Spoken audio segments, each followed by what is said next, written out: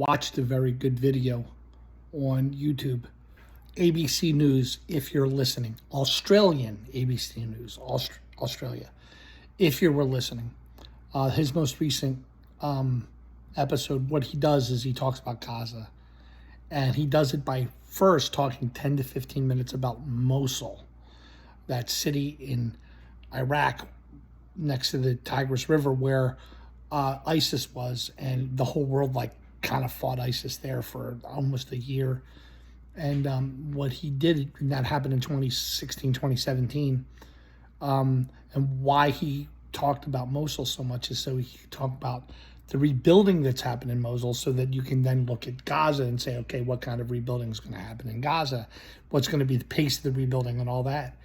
And he painted, using evidence, an unbelievably bleak future for Gaza. An unbelievable, the amount of effort, because there's just nowhere to put the rubble. That was his major conclusion. There's just nowhere to put the rubble. No matter how much money you try to throw at it, there's nothing you can do. You can't rebuild the place. Something like that. And I found it kind of heartbreaking. Religion, religion is so important, and to what extent was it religion that caused this conflict in the first place, or to what extent was it just, two different groups fighting each other over, old hatreds, old misunderstandings, old, injustices? To what extent was it religion that caused it, or to what extent was it, religious things? Yeah, this stuff runs deep. I had a moment recently. It goes back actually about, 6 months ago. But I was talking to two guys, and one of them was a former military officer in America. And he was pretty knowledgeable about the Bible, but I didn't know that. And I pointed out, that Jonah, the book of Jonah in the Old Testament, about the guy who gets swallowed by the whale for 3 days and then spit out, and then he starts preaching to the people of Nineveh, which, interestingly enough, is the city of Mosul, but that's neither here nor there. And I pointed out that in my Catholic Study Bible, I don't know exactly how I said it, but in my Catholic Study Bible, the way you're supposed to look at the book of Jonah is that it's not true. It didn't actually happen, but it's interesting nevertheless, because it's trying to convey some fundamental message that if God's calling you to do something, you can't get away from the call. And I just remember kind of pointing out that about the book of Jonah. It's not something to be taken seriously. Only the underlying message is to be taken seriously. And I remember the guy, contradicted me, and he said, in the first place, it wasn't a whale. That's how he started it. By the time he was done, looking at him in the eyes and the energy and the passion with which he spoke, humbled me. And it was because, looking back upon it, it was because in some way I was demonstrating a lack of loyalty to the Christianity of America. In some way I was looking at I was being not loyal to it by pointing out this fact about the Bible. And that's how I felt in the moment. It was like, well, I should read that more carefully, sir. This is hysterical. Because of course it's a fable. But this book is also very deeply tied to the organizing principle of our society, or something like that. I don't know what else term to use. It's sort of like, in the worst way of looking at it, and this is not the right way of looking at it, but there's a point to be made here. The worst way of looking at it's like Big Brother. You will say that 2 + 2 = 5, and you will believe it in your heart that 2 + 2 = 5, and you will not stop being tortured until you admit it. You know what I'm saying? And to what extent are religious systems like that? It's sort of like you will, look at all the benefit you will get. if you just demonstrate your loyalty by saying things that go along with this religion or go along with this lie, this falsehood, or I don't know what it is to say about it. And but the whole point of what I've been saying for a long time now, I've been saying things like this for years before I even started my YouTube channel. Not that anybody watches it. It doesn't matter, because it's if I did things that got more viewers, then I guess I would chase viewers instead of chasing what I'm really after, which is just, telling the truth the best as I see it, and leaving a record of what this man was thinking on October 2025. October 25th it is today, or the 22nd. I don't even know what today's. I just know today is Saturday in late October. So you have to look it up what date it is in 2025. Yeah, I don't know how to feel about Israel right now. I don't know how to feel about Gaza. Clearly you have to respond to October 7th. I really wish those Hamas fighters didn't do what they did. Look at the damage and destruction they brought onto themselves.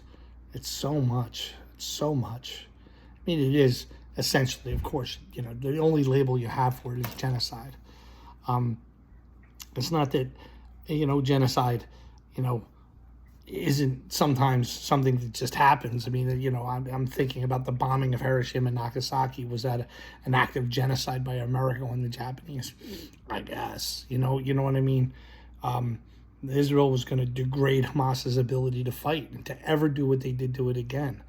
And boy, they accomplished that goal. Did they ever? There's going to be... Hopefully the guy on ABC News Australia is wrong. I mean, you got to watch it. I don't think he's wrong. He can't be wrong. But the Herculean effort it would take to fix that is just too much. It's like, I don't know. We probably, in truth, I mean, it's, even though this is just insanity in this political climate, nobody would listen to this. But America and the rest of the world, America should at least take a few 100,000 Palestinian refugees right now. We should obviously do that. Our country's big and it can absorb it. We just, hell, how many deportations do we just have? So there's plenty of room, for... You could spread 100,000 Palestinians throughout our country, in all the different cities and all that, where it's easier. Because if you're, from a foreign country and you come to America, of course you want to live in the big city. You can find other people that speak your language and know, understand the kind of things that you know. We obviously should do that. It's just a simple gesture of humanity. While they figure out how to, fix up Gaza so that maybe those Palestinians could return there someday. But it's,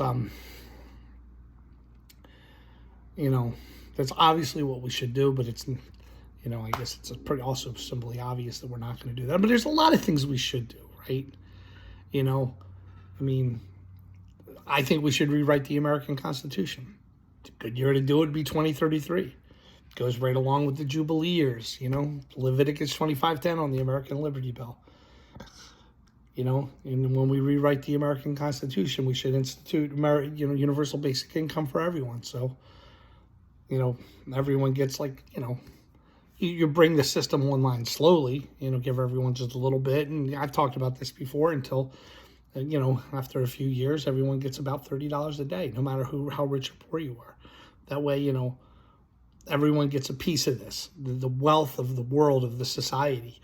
And then, And true freedom comes, the liberty really does come from economic liberation just as much as it comes from, laws that are terrible. And then if you did that, you could also seek justice. I mean, you could seek reparations for past, errors. I mean, if imagine if the America that I wish I lived in was an America where, 100,000 Palestinian refugees, in the year 2025 could come to America and live. And then we instituted universal basic income in 2026 and everyone gets, $10 a day, $20 a day. Maybe at best $30 a day, because $30 a day is about $900 a month. It's pretty hard to live on that, not in America, but if you team up and you get a job too and you can make more money, then you can live, and there's plenty of wealth out there. And so it's like, if you take the wealth of America and divide it by everyone in America, everyone gets $500,000. It's something like that. And so, but rich people are important. People who are very rich can sometimes be the best thing your society has, and sometimes rich people are what destroys society. So it's very complex, and that's why it needs to cycle.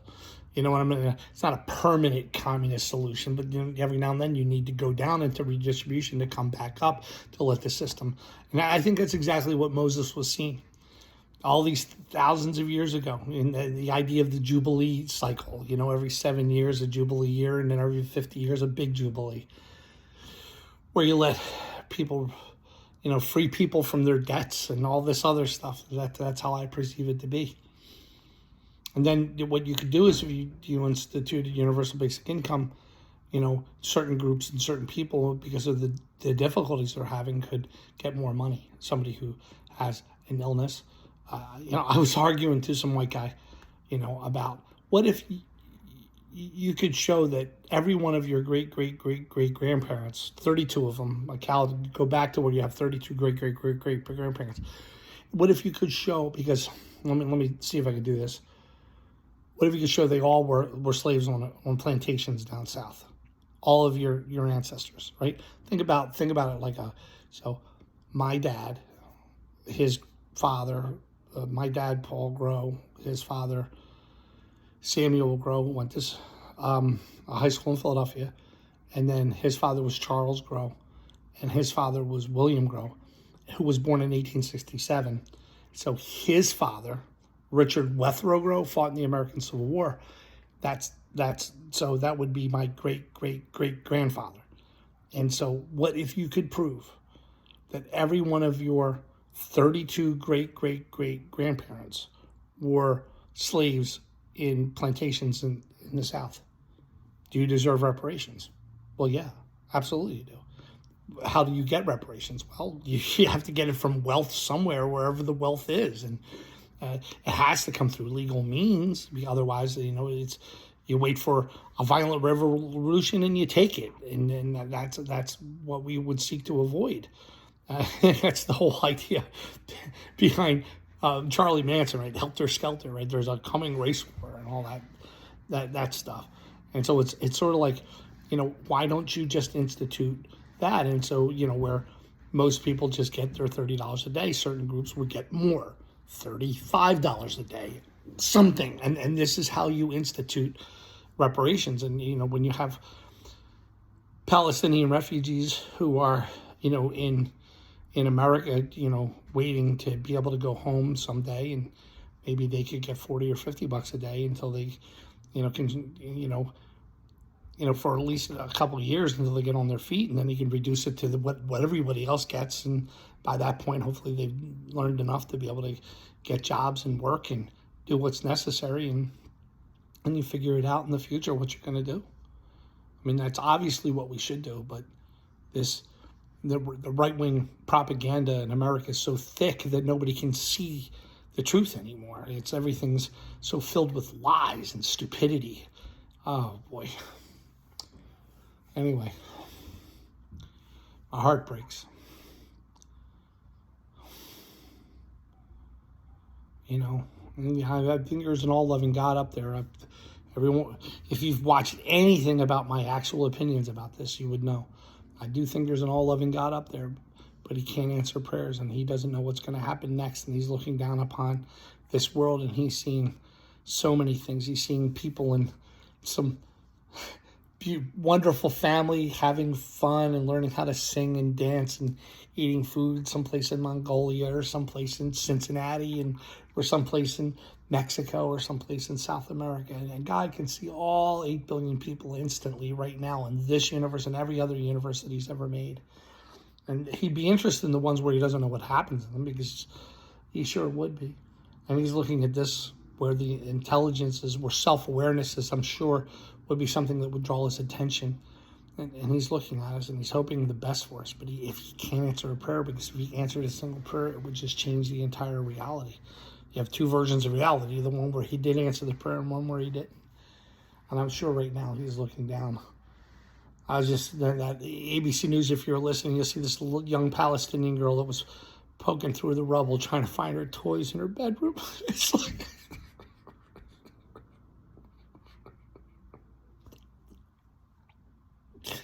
I mean, she had nothing to do with it. And she's going to live in rubble for how long? I don't know, man.